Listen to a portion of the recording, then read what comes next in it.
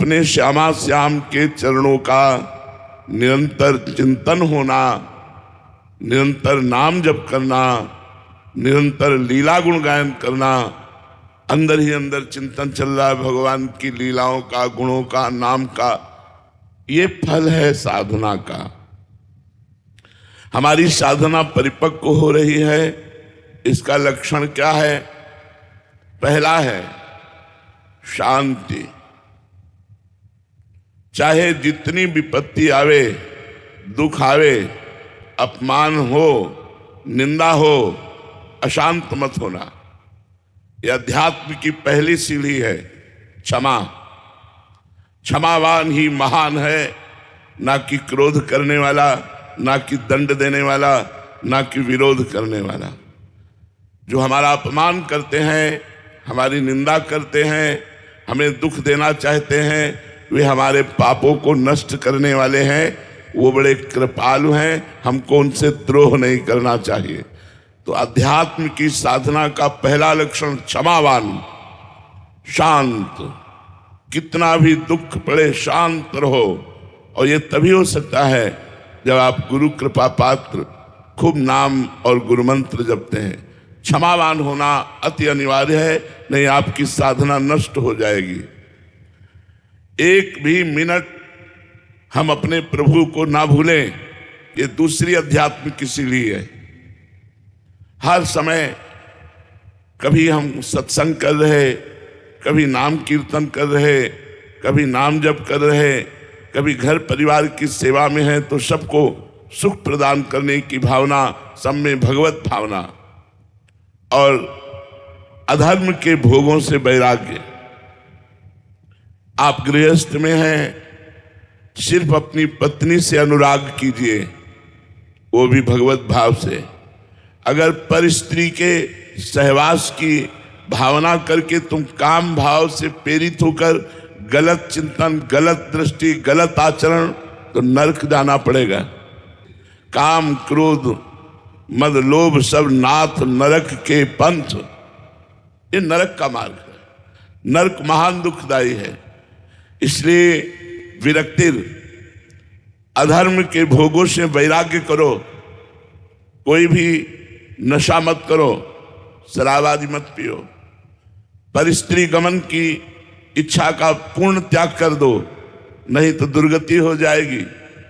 अभी भले तुम्हें नहीं लग रहा, लेकिन कर्म का बीज है। जैसे हम खेती में 1 मन बीज फेंकते हैं तो 40 मन काटते हैं, 40 मन हमें प्राप्त होता है। ऐसे ही हम गंदा आचरण करते हैं, वो छोटा आचरण बड़ा दंड देने वाला होता है। इसलिए अधर्म के आचरणों से वैराग्य। मांस मत खाओ, पर स्त्री गमन की भावना का त्याग करो, पर धन की भावना का त्याग करो, पर द्रोह का त्याग करो। अध्यात्म की दूसरी भूमिका पर आप पहुंच गए। तीसरी, मान शून्यता। सम्मान की चाह नहीं होनी चाहिए। लोग हमें प्रशंसा करें, प्रणाम करें, भगत माने, ऐसी भावना अगर हमारे अंदर रहेगी तो हम अध्यात्म की तीसरी भूमिका पर नहीं चढ़ पाएंगे। अध्यात्म की तीसरी भूमिका पर दूसरों को मान प्रदान करो और स्वयं मान रहित रहो। मान शून्यता। चौथी भूमिका, इसी जन्म में भगवत प्राप्ति होगी ऐसा दृढ़ निश्चय हो जाना चाहिए। हे किशोरी जी, कब ऐसा होगा कि वृंदावन की वीथियों में मैं आपका गुणगान करता हुआ आपके दासत्व की भिक्षा मांगूं कि हे लाडली मैं आपका दास बन जाऊं, हे प्रियाजू मैं आपका दास बन जाऊं। तो आशा बंधा, ये दृढ़ आशा हो जानी चाहिए चौथी भूमिका में कि मुझे भगवत प्राप्ति होगी। पांचवी भूमिका, नाम में रुचि होकर उत्साह सहित हर पल नाम जप करना। ये बहुत बड़ी बात है। ये जो भूमिका जागृत होती है अध्यात्म की पांचवी, इसमें उत्साह सहित नाम जप होता है। एक क्षण के लिए नाम छूटे तो भारी क्लेश होने लगता है, अशांति होने लगती है। अरे हमारे इस मिनट को, जो मिनट भगवान से विमुख गया, यही विपत्ति है, यही हानि है जहां भगवान का विस्मरण हुआ। जिस मिनट, जिस सेकेंड में भगवान का विस्मरण हो जाए वही हानि है। उत्साह के सहित नाम जप करने में हमारी रुचि होनी चाहिए। छठी भूमिका, भगवान की लीला कथा सुनने का नशा होना चाहिए। जहां कहीं हम सुने कि यहां भगवान की चर्चा हो रही है, विशुद्ध चर्चा भगवान की, जहां निष्कपट भगवान की चर्चा हो रही हो, वहां जरूर सुनना चाहिए।